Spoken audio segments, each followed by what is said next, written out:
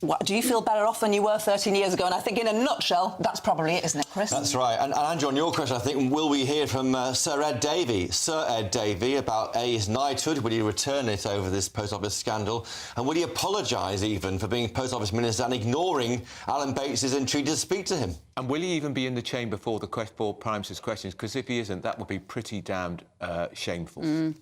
Yeah, normally the Lib Dems are quite keen to ask questions, aren't they, in PMQs? They get one every 7 weeks, but it's odd not to try and ask one. It is brilliant to see you two there in Westminster doing this for GB News. Gloria got the red dress memo. Marvellous. Well, good luck. Doesn't It's sound going to be fabulous. It might. Well, thanks, Andrew, and thanks, Bev. It is fast approaching midday. This is GB News, Britain's election channel. PMQs Live starts right now.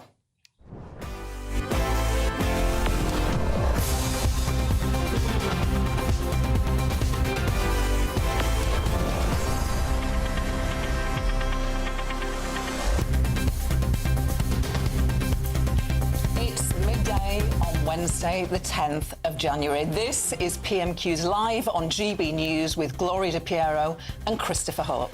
Just one moment, Rishi Sunak and Sir Keir Starmer go head-to-head at Prime Minister's questions. We'll have full coverage of every moment, and we'll be getting full reaction from Cabinet Minister Esther McVey and Labour Party Chair Annalise Dodds.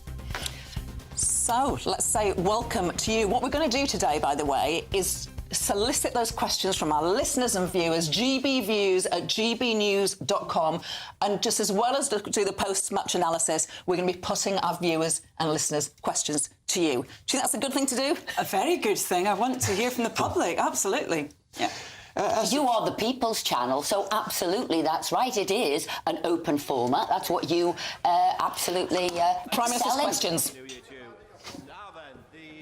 The Horizon Post Office scandal saw hundreds of innocent people sent to prison. People like a former constituent of mine who went to jail for 3 years. Now, during this scandal, the leader of the Liberal Democrats was the minister in charge of the Post Office.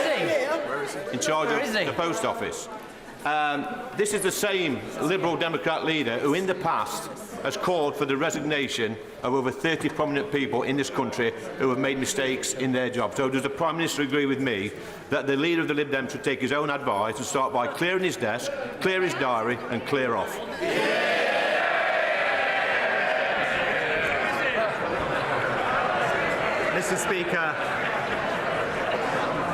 Mr. Speaker, this is one of the greatest miscarriages of justice in our nation's history. People who worked hard to serve their communities had their lives and their reputations destroyed through absolutely no fault of their own. The victims must get justice and compensation. Sir Win Williams' inquiry is undertaking crucial work to expose what went wrong, and we've paid almost £150 million in compensation to over 2,500 victims. But today I can announce that we will introduce new primary legislation to make sure that those convicted as a result of the Horizon scandal are swiftly exonerated and compensated. We will also introduce a new upfront payment of £75,000 for the vital GLO group of postmasters. And can I thank my honourable friend, the member for Thirsk and Malton, for all his hard work on this issue. He will set out more details to the House shortly. We will make sure that the truth comes to light, we right the wrongs of the past, and the victims get the justice they deserve. Leader of the Opposition, Keir Starmer. Thank you, Mr. Speaker. I heard what the Prime Minister just said about the Post Office scandal. It is a huge injustice. People lost their lives, their liberty and their livelihood, and they've been waiting far too long for the truth, for justice and for compensation. So I'm glad the Prime Minister is putting forward a proposal. We will look at the details, and I think it's the job of all of us to make sure that it delivers the justice that is so needed. Mr. Speaker, back in 2022, when Boris Johnson claimed he would send asylum seekers to Rwanda, one ambitious Tory MP had reservations. He agreed with Labour that it wouldn't work. It was a waste of money. It was the latest in a long line of gimmicks. Does the Prime Minister know what happened to that MP? Well, Mr. Speaker, Mr. Speaker, what that honourable gentleman refers to is a document that he hasn't seen, I haven't seen, and has been reported second-hand in a bunch of media newspapers. But what I can tell him is, I am absolutely clear that you do need to stop the boats, and that's what this government and that MP is going to deliver. I notice he didn't deny it, Mr. Speaker. I'm not surprised. £400 million of taxpayer money down the drain. No one sent to Rwanda. Small boats still coming. It's hardly a surprise he wanted to scrap the scheme when he was trying to sneak in as Tory leader. But he's been caught red-handed opposing the very thing that he's now made his flagship policy. Which member should we listen to? The one before us today, or the one who used to believe in something?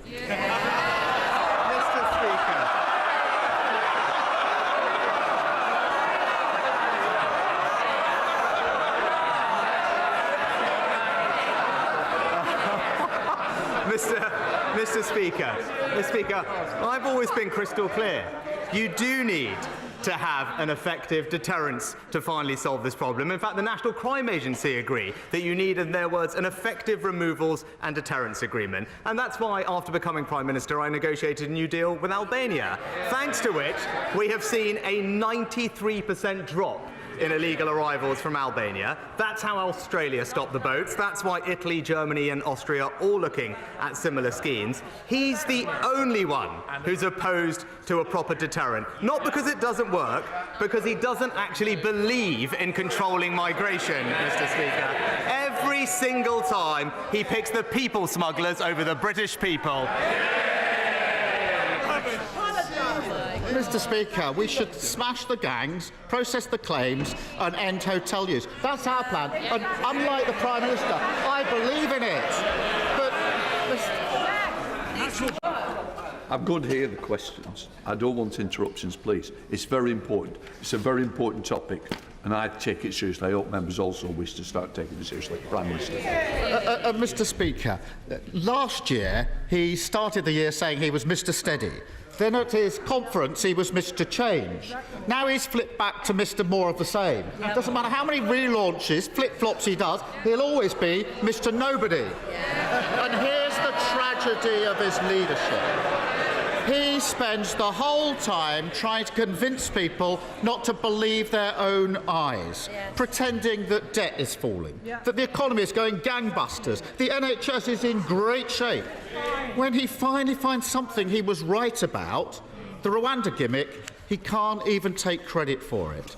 When's he going to stop pretending that up is down, that black is white, admit that whether it's the economy, immigration, the NHS, he has failed? Mr. Speaker, well, let's just go through his checklist. He talks about the backlog, 112,000 decisions made last year, a higher number than in any year in the past 2 decades, Mr. Speaker. He talked about hotels. Well, the first 50 are being closed and there are more to come, Mr. Speaker. He talks about the numbers. Well, they were down by over a third last year, Mr. Speaker, the first time that's happened. And then he talked, Mr. Speaker, he talked about smashing the gangs. Well, if he does care about smashing the gangs, why doesn't he own up to the fact that when it came to the Nationality and Borders Act, he blocked, delayed and voted against the powers in that act, which have allowed us to now arrest hundreds and hundreds of people connected with that illegal trade who have been sentenced to hundreds of years in prison. He opposed that because he chooses the criminal gangs over the British people every time.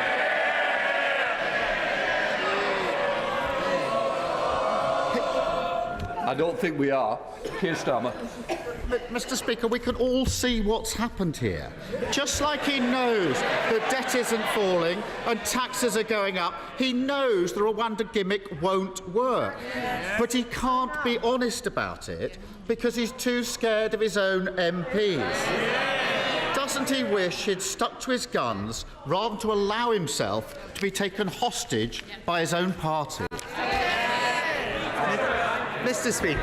Speaker, we're debating this because we have taken a stand and we're delivering the toughest migration plan ever to end the legal challenges and actually get flights off the ground. And let's be clear about this. He doesn't have a single practical idea about how to stop the boats. But that's because he doesn't actually care about controlling migration. This is a person who described all immigration law as racist, Mr. Speaker. He thinks limits on economic migration are, in his words, economic vandalism. It didn't even feature once in his 5 missions, and he didn't mention it once in his conference speech. The truth is, he's pro-free movement, he's anti-border control, and he can never be trusted to stop the boat. I think we should smash the gangs. And I spent 5 years of my life doing exactly. This is the party that's lost control of the borders. And whilst he's tending to the Tory party, the country is left without government. Yes. A collapse in dentistry, leaving people literally pulling out their own teeth. Flood defences completely exposed. Hundreds of thousands of children still out of school. His government appears blissfully uninterested in what's going on outside the walls of Westminster. Does he realise how ludicrous it looks when he spends his time boasting whilst Britain is breaking? Mr. Speaker, I'm glad he brought up our schools, because there's nothing more important than ensuring our children get a world-class education. And that's why I'm pleased that, in spite of Labour opposing every reform that we made, our children are now the best readers in the Western world, Mr. Speaker. But he's right that attendance is important, and that's why we're investing millions of pounds more to provide support for absent pupils. We launched a national campaign, and just this week, we've doubled the number of attendance hubs to support over 1,000 at the most vulnerable schools. But I am surprised to hear him raise that topic, because from longer lockdowns or voting against our minimum service laws, his priority has always been keeping our children out of school, Mr. Speaker. It's always the same with him. There's no plan. It's just peddling one thing to his union friends and another thing to the British people. New year, new nonsense. Every week he stands here and tells the country they should be thanking him, not questioning him. Point out that the view on the ground is very different to that from his private jet, and he says you're talking the country down. He just doesn't get it. He doesn't get what a cost of living crisis feels like. He doesn't know any schools where kids no longer turn up. And he doesn't understand what it's like to wait for a hospital appointment. Doesn't the country deserve so much better than a Prime Minister who simply doesn't get Britain? Mr. Speaker, well, from the last week we had, I say, yet another half-hour speech from the Honourable Gentleman, and what a surprise, yet again, it didn't contain a single new idea. We've had 4 years of him as Labour leader, and it's still all slogan, no plan, Mr. Speaker. Now, just this weekend, Mr. Speaker, we're delivering on our plan to cut people's taxes, Mr. Speaker. He doesn't have a plan. We've got a plan to stop the boats. He doesn't have a plan. And we've got a plan to get people off welfare and into work. He doesn't have a single idea. It's crystal clear, Mr. Speaker. Stick with us to deliver the long-term change that the country needs. Don't go back to square one with him.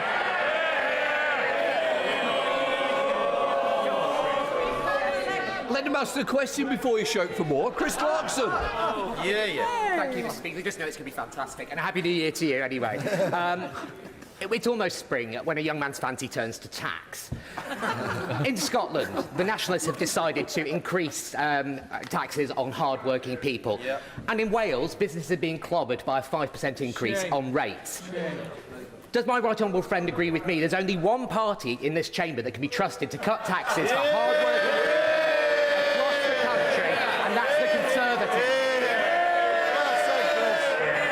Well, Mr. Speaker, my honourable friend is absolutely right. We are now just this weekend, Mr. Speaker, for an average person in work cutting their taxes by £450, Mr. Speaker. In Wales, where Labour are in charge, they're raising them, with businesses there now seeing double the rate of business rates this year, Mr. Speaker. And it's the same in Scotland under the SNP, the new high-tax capital of the United Kingdom because of the SNP's tax hiking decisions. So, Mr. Speaker, while we've got a plan and cutting your taxes, it's Labour and the SNP that are going to raise them. The SNP, Stephen Flynn. Mr. Speaker, a horizon system introduced by Tony Blair, the former Labour Party leader, and of course now a Knight's Garter. A horizon system defended by the current leader of the Liberal Democrats, himself a Knight bachelor. A horizon system scandal overseen by a former Conservative Prime Minister who now hides in the House of Lords as a baron. The reality is that sub-postmasters never stood a chance against the Westminster establishment, did they? Well, Mr. Speaker, as I've said, this is actually one of the greatest miscarriages of justice in our country's history. And all our thoughts are with those who worked so hard for their communities and have seen their lives and reputations destroyed. And since this scandal, as the Honourable Gentleman pointed out, has actually unfolded over decades and with multiple people clearly at fault. But since 2019 in the High Court case, this government established a statutory inquiry led by Sir Win Williams to uncover what went wrong, established an independent advisory board, and has established 3 different compensation schemes paying out £150 million to over 2,500 people, with now almost 2/3 having received final compensation. But we must go further and faster, Mr. Speaker, which is why we have made new announcements today. Mr. Speaker, I don't think the Prime Minister quite gets it. This isn't just a plague on all their houses. This is a plague on this House itself, because injustice goes far beyond just the sub-postmasters. Just ask the Waspy women, or the victims of the Equitable Life scandal, or the victims of the infected blood scandal, or the victims' families from Grenfell or Hillsborough. The reality is that when the public come knocking on the doors of this here chamber seeking justice, the government only ever answers when they have no options left. Now, the Leader of the Opposition said last week that the public are right to be angry at Westminster, and they are angry at Westminster. They're angry at Westminster because they know that this place never really changes. Does it, Prime Minister? No, Mr. Speaker. This is... and actually, I am sad that the Honourable Gentleman is trying to politicise something that has happened over multiple decades, with multiple people at fault. But the key thing is, after the 2019 High Court case, the government did act to establish an independent inquiry, independent compensation schemes, and, as I said, has paid out compensation to 2,500 people. But rather than trying to politicise it, what we should be doing is focusing on the people affected and making sure that they get the answers, justice and compensation that they deserve, and that is what we are delivering. I made a promise to a granddad in my constituency after he told me he hadn't dared speak up when his grandson came home saying, "Today we were learning if we were in the wrong body." Draft Schools guidance to support gender questioning children has now been published just before Christmas, and it's out to public consultation. But when we've all seen many individual people very publicly cancelled, lost their jobs, their reputation, their relationships, for simply supporting biological reality or championing fairness, women's safety, child protection, can I ask my right honourable friend, how will honest and open engagement be managed through this very important and sensitive consultation process? Can I thank my honourable friend for her important question and assure her that she's right about the safety and well-being of children being paramount in our thoughts, and that is at the heart of the guidance that we have published for consultation. But also, Mr. Speaker, parents fundamentally must be involved in decisions about their children's lives, and their involvement is a key part of this guidance. She's right to say there's a consultation process. That is an opportunity for everyone to engage with this guidance, and she's also right to say, and I agree with her, that those championing safety or indeed talking about the importance of biological sex should absolutely have the freedom to express those views, and she will see those views expressed in the guidance too. Stephen Farry. Thank you, Mr. Speaker. I want to thank the Prime Minister for the £3.3 billion financial package, which is now available to any restored Northern Ireland executive. However, we still need a discussion around the long-term financial framework before the next spending review. At present, Northern Ireland is seeing its public services in huge crisis, especially health, and there are urgent public sector pay pressures which must be addressed. Last month, the Secretary of State said that the negotiations with the DUP over the Windsor Framework have concluded. Does the Prime Minister recognise the real dangers of continued drift in Northern Ireland and the urgent need for Northern Ireland to have a government? Can I thank the honourable gentleman for his question? Our focus has always been on delivering for the people of Northern Ireland, who rightly expect and deserve their locally elected decision makers to address the issues that matter to them.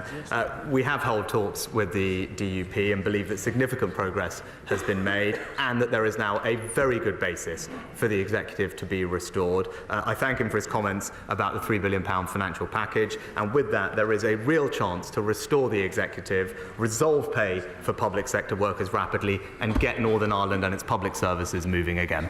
James Grundy. Thank you, Mr. Speaker. The Atherley Way bypass in Lee was first proposed over 60 years ago, but to this day remains unfinished.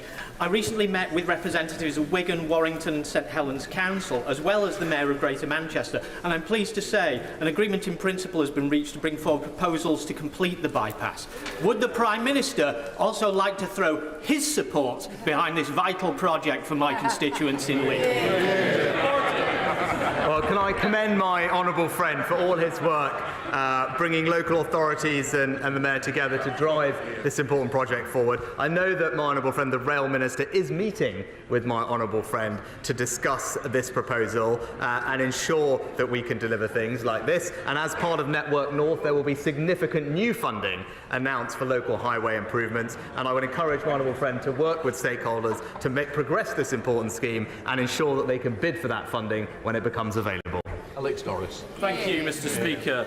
Mr. Speaker, can I ask the Prime Minister very simply, for the public record, whether he personally met Mr. Akhil Tripathi in April last year, prior to Mr. Tripathi giving him £38,000 for the hire of a private jet? Oh, Mr. Speaker, all my declarations are made in the usual way, according to the usual processes. Whip's question. The Prime Minister knows that I set up and chair the caucus of 35 Conservative members of Parliament who have Britain's longest river flowing through their constituencies, the River Severn. We've submitted a business case to the Chancellor for £500 million to finally tame the River Severn, and I know that his officials are currently looking at those proposals. To tame the River Severn will lead to a GVA uplift in the West Midlands of over £150 billion. The Prime Minister has seen this week the horrendous damage and misery caused in Shropshire and all the way along the River Severn of this river flooding yet again. We really do need to see now in this spring budget further assistance for communities like mine to finally deal with these annual floods.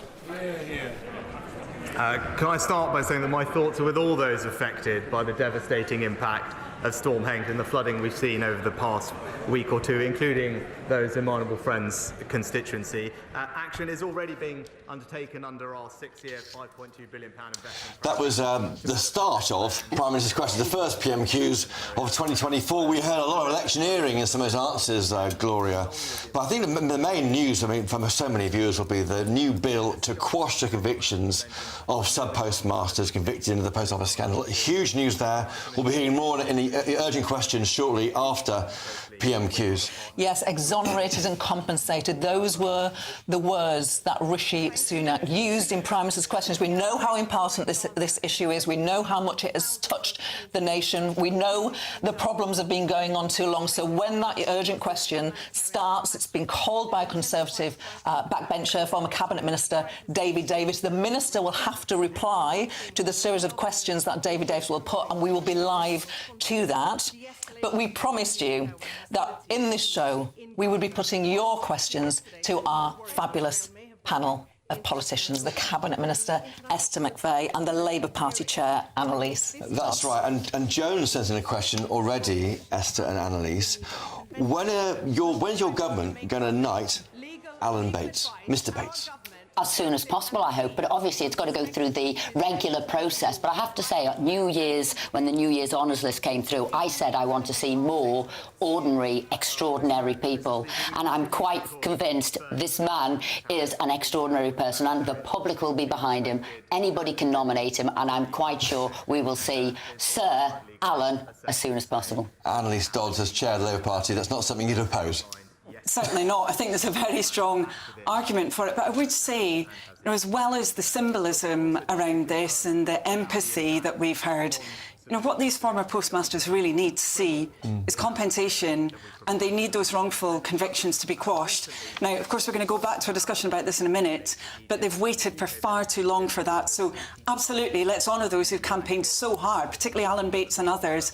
But let's make sure they get what's their due, because for many of them, they just cannot wait. You know, their careers have been ruined, and some of them now, sadly, are really quite elderly. They need to get that support and that restitution now. And we might get some more answers on that when we go back to the House of Commons for the urgent question between 12:30. And that was what's been announced today by the Prime Minister, and that speed that you're talking about, absolutely. They've waited far too long across all parties, weren't they? From Tony Blair, Pat McFadden ignoring it, Ed Davey there. Waited all too long. It does now have to act swiftly. And it's £75,000 for up front, on top of the other money announced so far. Is that enough, estimate? 148 million has already been paid out in compensation. We've got the inquiry ongoing. There was a court case. £600,000 people agreed to up front if they were convicted there. But this does need to be speedy, and we do need to see this happening, because people are saying it's taking too long, this compensation. Yeah, and let's be absolutely clear, that big court case started in 2017. Finished 2019, finished. And since then, Esther, we've seen those postmasters, former postmasters, expected to go back to court. So many of them were totally traumatised when they went to court. Many of them were told by their legal representation they had to plead guilty when they knew that they weren't. They knew that they were innocent of what they'd been accused of. That's been the system until now. So we really need to set this right. And if the government is coming forward with proposals on this, as apparently it seems we're going to have today, then we'll look at those really carefully and we'll push really hard to get them enacted as quickly as possible, because people really can't wait. I want to bring in another one of our viewers or listeners who's been in touch, called Keith, again on the post office scandal, and you both talked about compensation. He makes this point: why isn't Fujitsu being made to pay for the compensation instead of the taxpayers who are not responsible or culpable? Annalise Dodds from the Labour Party. Yeah, I mean, I think that role of Fujitsu is really important, and Keith is right to draw attention to it, because we haven't seen, unfortunately, yet that full transparency. Obviously, the inquiry is probing into that, and it needs to make sure it gets that information from Fujitsu about what they knew. You know, it looks like actually Fujitsu were telling the post office, you know, particular details. Post office then relying on those. We need to find out who knew what and when, and who knew that they weren't telling the truth. It's really critical. Let me ask them about, is it time to stop giving out contracts to Fujitsu? With every one you've got to look at, and this we have to look at. It was Tony Blair who signed it off, and you've got to look at the contract. I don't know what he's put in the contract, if he even exonerated them some way from liabilities. But why we are the situation we're in, the government owns the post office, we're all shareholders of the post office, but absolutely you pursue this case, and where there is wrongdoing, and it's proved wrongdoing, they're going to have to pay up. And you're quite right, you're going to have to go through the Fujitsu contracts. But it is a massive international company that has done a lot of contracts, got 124,000 people who work for it. But absolutely, this scrutiny and this challenge is what ministers should be doing, which is what Rishi was doing. This challenge is essential. Yeah, but just to be clear, Esther, obviously government has actually been creating new contracts with Fujitsu since this scandal was actually known about, since it was really hitting the headlines. So it's not just about the initial contract with Fujitsu, it's also about making sure that government's done that due diligence. You know, I think there are questions about why a company that was being investigated in a statutory inquiry, you know, whether there really was that due diligence into it continuing as a government contractor. Every contract is looked at in its own right, and that scrutiny, I totally agree, needs to be better and stronger, that challenge of contracts, but it's done independently, as you will know, by the commercial sector and civil servants. It does need to be done. I mean, of course, during the COVID period, we saw some really big failures there, so we need to make sure that system is working effectively now. Annalise Dodds, I want to ask you if this episode has got lessons for a potential Labour government and how it deals with the private sector providing public services. Does this Labour Party believe there is a role for private companies delivering public services like the Post Office? I think it really does have lessons. I mean, Labour was already looking at this area because of many of those COVID failures in particular, but others as well, where we've seen, you know, in those cases, obviously public money, which hasn't been used effectively. You know, we have made announcements about having much more transparency there, also clawing back some of that waste from the COVID period. We need to make sure in the future that actually taxpayer is getting the benefit from public money, but then we also need to make sure that we're not having these kind of miscarriages of justice, because of course we've also seen the Windrush scandal as well during this period. We've had the contaminated blood scandal. We've had people trying to raise their voice, saying something was wrong, and a lack of action. I think politicians of all stripes have got to Is there a learn from lesson that. here, do you think, Esther McVeigh, for all, as you say, all politicians, believing computers over people? I mean, these are sub-postmasters, pillars of their community, who were ignored. All the entreaties from Alan Bates to Davey, several letters ignored, he says. What does it show about, really, the fact that our leaders, politicians, maybe of all stripes, going back into Labour government, don't really trust what people are telling them, and that's a bad thing, isn't it? And this is where I think the challenge is essential. You're quite right. They were too quick to believe what they were told by civil servants, too quick to believe what they were told by the Post Office, and that challenge is essential, which I've always believed in. Will we be working with private companies? Yes, we will, because they've got the expertise in certain ways, but that oversight is essential. I mean, Labour has a woeful history. Just think of the PFI contract. You're not good, if I'm being honest, with private companies, but that is the scrutiny that needs to come forward. And nobody, as you say, comes out well with the Post Office because they were too quick to believe other people. And that is what ministers need to do. I think PFI began under John Major, but it did continue throughout the Labour government. Yeah. But just to put that and on. I think, to be honest, what about it isn't what we need now. What we need now is a focus on how we're going to set this right, particularly for those individuals, and what the lessons are going to be for the future for a government of any party. That's what we need to focus on. OK, we're going to move on to a question from one of our listeners and our viewers. We'll find out which one it is by next week's show. But Ryan wants to know, and this is a big question, guys. How do you solve an immigration crisis, Esther McVeigh? You're in the Cabinet. You've been saying it for years. You've had 13 years in power.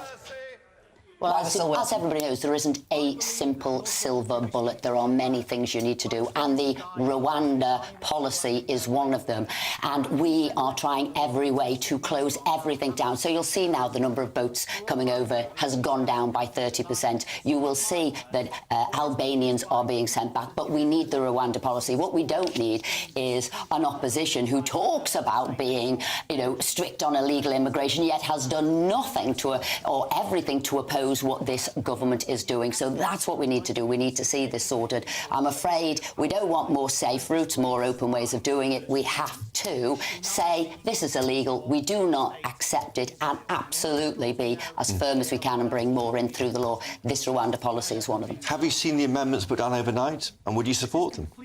I won't be supporting them. I haven't read them yet. I guess I'll have to read what's in there. But what I saw was as far as you could absolutely go. So what does this country want? What is acceptable by our court? So I'm glad we've got the exclusions from some of the human rights there, some of the European Court of Human Rights, and also what will Rwanda accept for this to go forward. But we need a safe third country to send people to, which Labour doesn't want to do. You haven't got that safe third country which we need to send people So to. Annalise does. I guess the Labour Party's position, and we heard it from Keir Starmer there in Prime Minister's questions, smash the gangs, stop the use of hotels, but when one is in opposition, all you have is words.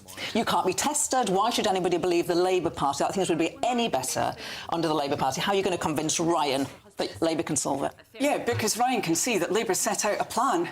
And I'm afraid what we've had from the government has been gimmicks. We've had more Home Secretaries in the Conservative Party who've gone to Rwanda than people have gone there to be processed. This obviously isn't working. £400 million of taxpayers' money put into this. Why isn't the government doing what Labour has called for on this? You talked about smashing the criminal gangs. Convictions for criminal people smugglers have gone down by 30%. Labour said we need to have a cross-border elite police unit focused on these criminals, so we get those convictions up. We actually have some accountability and justice against these people. We need to do that. We need to be recruiting more caseworkers. Again, Labour set out plans to do that. 1,000 more caseworkers to get that backlog down, because that's what's driving hotel use. And since Rishi Sunak made that commitment to end hotel use, the number of people in hotels has gone up by 10,000. But you know, the big elephant in the room that you will not get Conservative politicians talking about is the fact that this is also about the other net migration numbers. We've seen a 150% increase in health and social care visas, over 50% increase in other work visas. Why is that happening? Because this government has not got a workforce strategy. They haven't got a strategy for the social care employees either. That is why we're seeing these problems. And again, Labour's got a plan in those areas. Annalise, just on the illegal migration, would you look at offshore processing? This idea, of course, the Rwanda plan is a deportation scheme, but would you look at even deporting or examining migrants coming here offshore, somewhere outside the UK? Well, we've seen the rate of returns, again, going down substantially, and that's because there aren't the right return agreements in place and they're not actually being put into practice effectively. But there's already offshore processing, of course, in the UK system, you know, for example, with the Ukraine scheme, the Afghan scheme as well to an extent, Hong Kong scheme. So, of course, you know, Labour's focused on what's actually going to drive change here. I have to say, what we see as the big, big problem is that failure to smash those criminal gangs, to end hotel use, and to actually get the Home Office in a position where it's processing people, which I'm afraid it's not doing at the moment. OK, I'm going to bring in another member of our audience who is called Phil. How will the MPs of all parties regain the trust of their constituents? And Phil, allow me to just play with your question a little bit. There are so many don't-knows out there. This is an election year. So many people still don't know how they're going to vote for. I put it to you that both your leaders, neither of them are really inspiring people, are they? Esther McVey. I think this issue of trust and winning people back over is essential, is key. And then you do need to be delivering on what you are saying and what you're doing. For me and for a lot of my constituents, actually, it was COVID and lockdown and the fallout of that has really turned the world up. Because they look at what happened from 2010 with the Conservative and the Coalition Party. It said it was going to get the books in order, and yes, it did. And it said it was going to deliver on, school league tables. We've gone up in that. I was in employment. We were getting 1,000 more people into jobs each and every day. They felt they delivered right the way along. But these 2 years of lockdown has thrown not just the UK, but everybody across the world into chaos. And if we hadn't have got the books and the finances in order, we wouldn't have been able to be as generous as we were, supporting people with £400 billion worth of support, saving 11.7 million businesses. So we've done all that. And that's why people say, because we did get the economy right, we're now being able to grow our economy faster than places like, know, Germany, France and Italy. We're now better at manufacturing than France. So we've got to get that back on track. And remember, Labour, you'd have had us down in lockdown longer, and you always leave us, as we know, you always leave us with more debt than ever before. We should do the same thing. And before I come to you, Annalise, I'm going to ask you this, Chris, if I may, because what Esther McVey is very effectively doing, and it's a tactic that used by all politicians, is to turn a question and attack the opponent. Do you think that helps with the trust? Well, there is a problem with trust. I mean, there are, say, 23% of voters who might vote considered aren't voting in the polls, and that's what Number 10 think they've got to win back. Labour's miles ahead. The challenge, I think, for any party is just delivering what they say. I mean, you're the common sense minister, we're told. Do you accept that term, common sense minister? Well, I do. I mean, obviously, if you are, I do. That's what we want to see more of. I do, and people do say we want to see more of that. It's actually a position that's been around for 100 years. Peter Mandelson had it, Ken Clarke had it. It's actually in the Cabinet Office at the engine there, looking at what's going through. So I get lots of people say to me, actually, we need more common sense in government. So I'm happy to wear that title. But there's a question on common sense. Actually, let's do immigration. Let's do trust. Exactly. Let's do trust with the Labour Party. Let's face it, I don't think voters are out there. You'll remember 1997. We were probably both campaigning for Labour in that election. Everyone was like, well, I'm voting for Blair, I'm voting for Blair. It just doesn't feel like that this time, does it? I have to say, for many people, it genuinely does. I mean, I was out and about in my patch, as I always do, always trying to speak to people on the doorsteps. I had people pulling up in their cars, coming out of their car and saying to me, my goodness, we need a change. We're voting for Keir and for Labour. I think there is that determination for change. But I do think something's changed, actually, over the last 14 years. I think people have started to believe that change can't happen for them and their family. Because, we haven't often been in a situation in our country where people's living standards have actually been going down, where their incomes have been going down in real terms, where they've seen public services getting worse and worse and worse. And this isn't just down to what happened in the COVID period.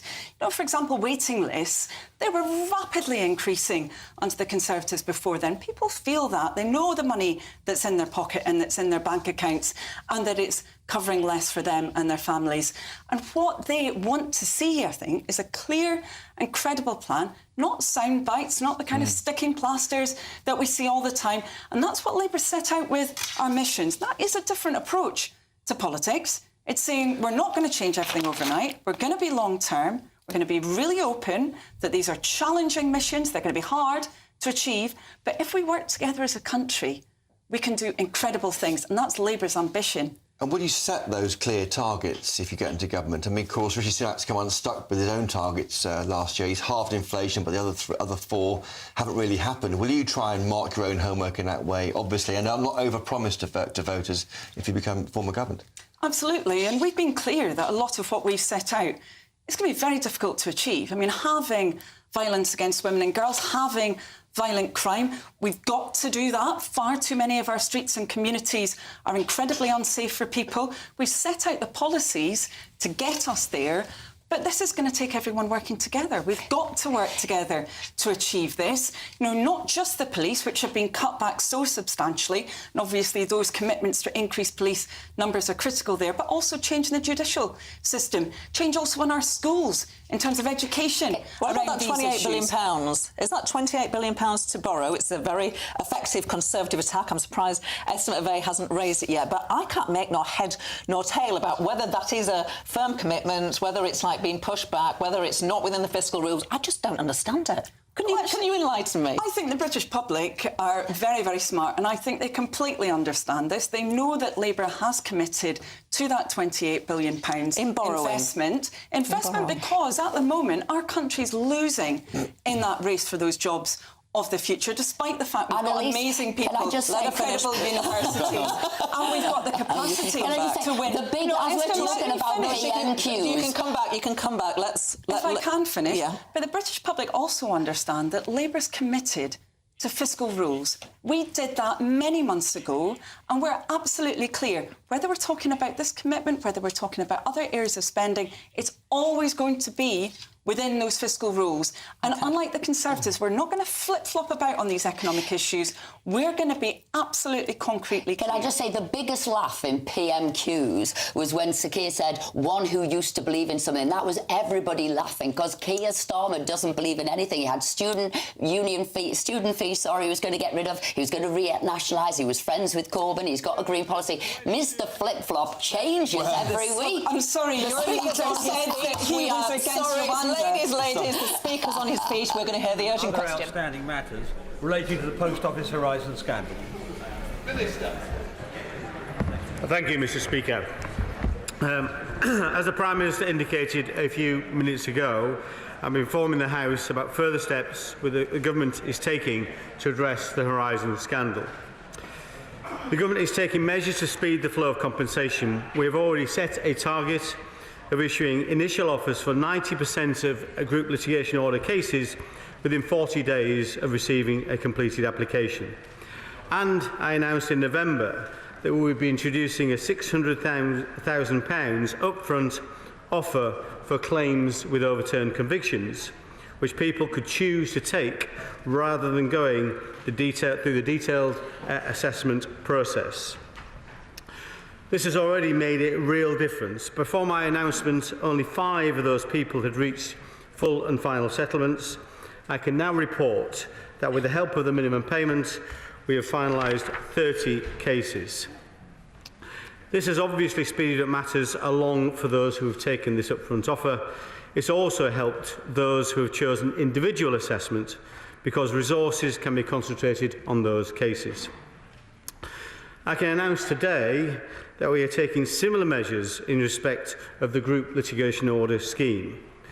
We will now make people in that scheme an upfront offer of £75,000, which will save them having to go through a full assessment. But, as with overturned convictions, if they believe they're entitled to more, they are welcome to continue with the full assessment. Not only will this allow the Department to focus its resources on the larger cases, it will allow claimants' lawyers to do the same. The pace at which we can get claims into the scheme is the key constraint on how quickly we can settle them. The upfront offer is smaller for the GLO scheme than for the overturned convictions because the claims tend to be smaller. We estimate that perhaps a third of GLO claimants may want to consider this route. I'm sure the House will welcome this measure. When I made my statement on Monday, I heard all parts of the House share my desire to ensure justice for postmasters who have been convicted of offences as part of the scandal. The whole House is united on this, and I believe that in the light of last week's excellent ITV series, I think the whole nation is united on it too. We've all been moved by the stories of postmasters who have been unjustly convicted and the terrible effects over a period of 2 decades of their finances, their health and their relationships. Indeed, we have seen whole lives ruined by this brutal and arbitrary exercise of power. Hundreds of convictions remain extant. Some of those convictions will have relied on the evidence of the discredited Horizon system. Others will have been the result of appalling failures of the Post Office's investigation and prosecution functions. The evidence, which is already emerging from Sir Wyn Williams' inquiry, has shown not only incompetence but malevolence in many of their actions. This was evidence which was not available to the courts when they made their decisions on individual cases.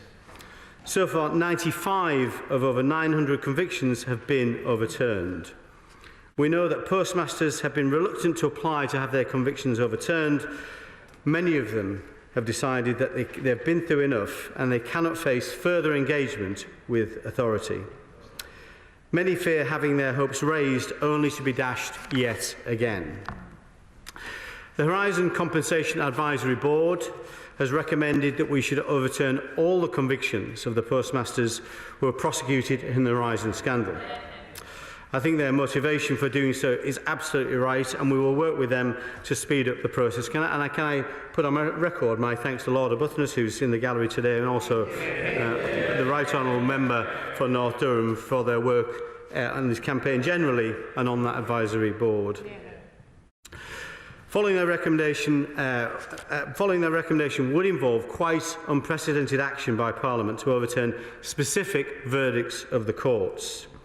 The Government, of course, completely recognises the importance of an independent court system and judiciary. So this recommendation raises important issues of constitutional principle. This is therefore not a decision we can take lightly. It also creates the risks of a different sort of injustice. I'm sure that a great many people were wrongly convicted in this scandal, but I cannot tell the House that all of those prosecuted were indeed innocent, or even that it was 90% or 80 or 70. Without retrying every case, we cannot know. So the risk is that instead of unjust convictions, we shall end up with unjust acquittals, and we just do not know how many. The only way we could tell would be put all cases through the courts, further dragging out the distress for many innocent people. Order. Can I just say, this is a very important issue. I'm going to allow the Minister to continue, but I'm going to say to the opposition, your time also increases with the others, and to Sir David as well. It is important, too important an issue to curtail it, but I would say to officials, they really ought to be aware that when they do provide speeches, it is for 3 minutes. But I do want you to fulfil this because the issue is far, far too important. Minister. Can I thank you for that, Mr. Speaker, and I apologise for the length of this statement, this urgent response to the urgent question, but it is, as you say, of vital importance. So we have been faced with a dilemma: either accept the present problem of many people carrying the unjustified slur of conviction, or accept that an unknown number of people who have genuinely stolen from their post office will be exonerated or perhaps even compensated.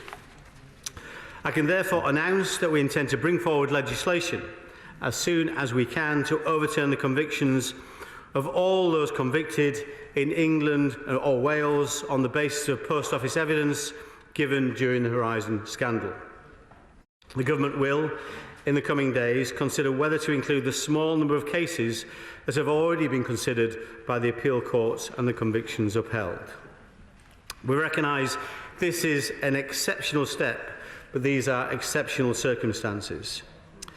As the House knows, people with convictions which have been overturned are offered a choice between having their compensation individually assessed or settling on an upfront offer of £600,000. So as far as possible, we want to avoid guilty people walking away with hundreds of thousands of pounds of public money. But we cannot make the provision of compensation subject to a detailed examination of guilt. Because we have concluded that to do so would be unfair to individuals to ask the court to do that again. And we cannot turn this into an administrative exercise. So all we ask is that as part of their claims of compensation, postmasters sign a statement to the effect they did not commit the crimes of which they're accused. Anyone subsequently found to have signed such a statement untruthfully will be putting themselves at risk of prosecution or fraud. I do not pretend to the House that this is a foolproof device, but it is a proportionate one which respects the ordeal with which these people have already suffered. It means that an honest postmaster will have his or her conviction overturned, and just by signing one document can secure compensation. No one should take our decision as a criticism of the judiciary. Their original decisions were taken in good faith, in the understanding that prosecutions were properly conducted and that assertions about the robustness of the Horizon system were true. But as I said earlier, these are exceptional circumstances and we need to act quickly and decisively. Time is one thing that we and the convicted postmasters do not have. Our arrangement will apply to all those convicted in England and Wales based on post office investigations, including those prosecuted by other bodies who relied on the products of those investigations, the fruit of a poisoned tree. We have plenty more work to do on this solution. We need to prepare the legislation, and I want to discuss our solution with the advisory board. I'm meeting them later this afternoon. Some prosecutions have been undertaken in Scotland and Northern Ireland, where justice is devolved. We are, of course, engaging the Scottish and Northern Irish administrations in respect of wrongful convictions in their jurisdictions. We will do these things as quickly as we can and keep the House informed. The House will have heard that we are well aware of the imperfections of this solution. I'm sure that this will attract some critics. But when they criticise, of course, I then invite them to say what they would do otherwise. Would they leave many people suffering under the burden of unjust convictions for many years, or perhaps forever? That's Kevin Hollenreich there, the Post Office Minister, setting out the government's plans to deal with this post office crisis. We heard there tens of thousands of pounds offered to sub-postmasters. We'll see a law shortly put for Parliament which will exonerate and compensate the victims of this scandal. And we've still got our fantastic top politicians with us live in the studio. Esther McVey, Cabinet Minister, and Annalise Dodds, who is in the Shadow Cabinet as Labour Party Chair. I want to finish by bringing you another question. It's a case study, really, and it's quite a painful one, but I think which illustrates the situation that many Brits are in right now. And I'll put this to you, Esther McVey. It's from Fiona, 49-year-old woman who lives alone. She brought up 2 sons alone, and she's really proud of that. She's got a variable mortgage.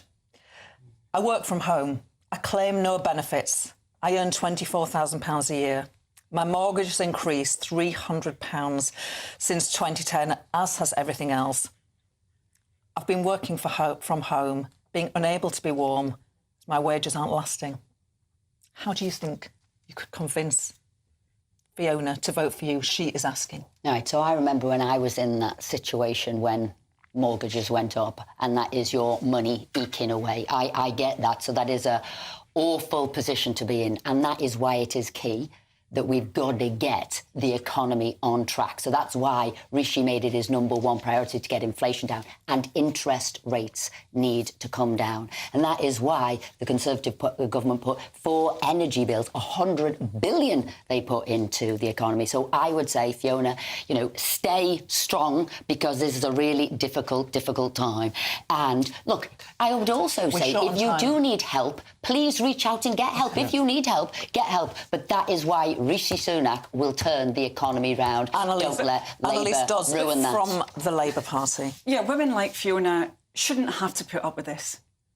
I mean, there's so many Fionas out there, and their incomes have gone down in real terms since 2010. They're paying far higher bills now than they were back then. They need concrete action, not just stick with us and everything's going to be OK. That hasn't worked over the last 14 years for women like Fiona.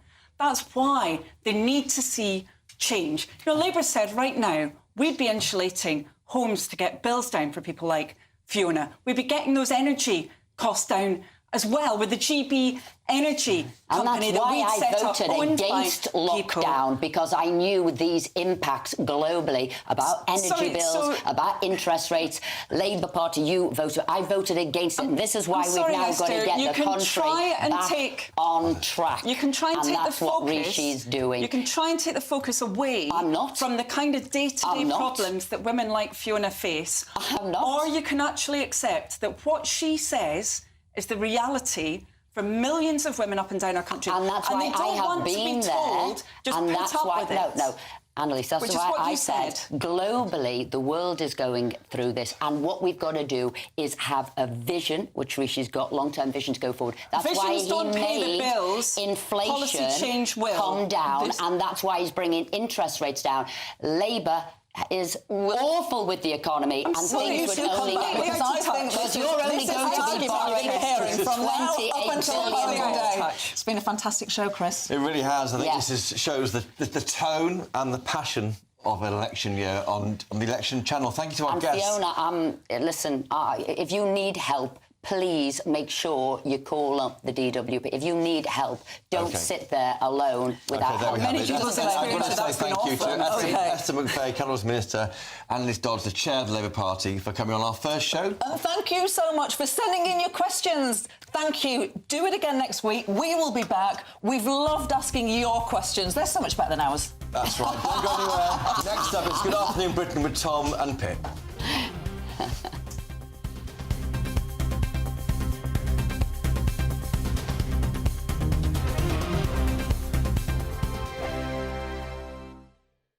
Wake up to the headlines with Headliners every morning at 5 a.m. We treat you to the day's biggest stories before anyone else, 7 days a week. You can catch up on everything you need to know before you've even had your kippers. Headliners every morning at 5 a.m. only on GB News, the People's Channel, Britain's news channel. I'm Andrew Doyle. Join me at 7 o'clock every Sunday night for Free Speech Nation, the show where I tackle the week's biggest stories in politics and current affairs with the help of my 2 comedian panellists and a variety of special guests. Free Speech Nation, Sunday nights from 7 on GB News, the People's Channel, Britain's news channel. Big news, big debates, big opinion. Patrick Christie's Tonight is the week's biggest show. Every weekday, 9 to 11 p.m, we've got the inside track on the day's top stories. There'll be sharp takes you won't get anywhere else. We will set the news agenda, not just follow it, and I want to bring you along for the ride. Whatever it is, we'll have our finger on the pulse. It's news, but it's this close to entertainment. Patrick Christie's Tonight, 9 to 11 p.m, only on GB News, the People's Channel, Britain's news channel. Now then, Lee Anderson here. Join me on GB News on my show, The Real World, every Friday at 7 p.m. I'm not eating bloody cat. Are you Delicious. mental? Open your mouth. OK, here comes a train. Reminds me of the scene in Singing in the Rain. Adam, is that a good one?